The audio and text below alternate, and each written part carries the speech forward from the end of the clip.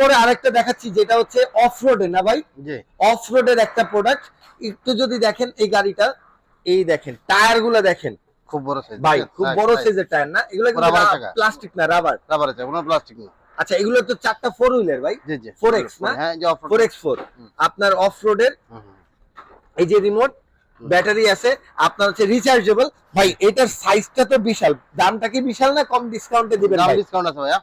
আছে না? জি এটা প্রাইস কত পড়বে ভাই? 7500 ভাইয়া। 7500 না? আমি একটু যদি আপনাদের বক্সটা দেখাই, এটার উপরের বক্সটা দেখলে আপনারা বুঝতে পারবেন এটার সাইজটা কত বড়। এই দেখেন কত বিশাল সাইজের প্রোডাক্ট।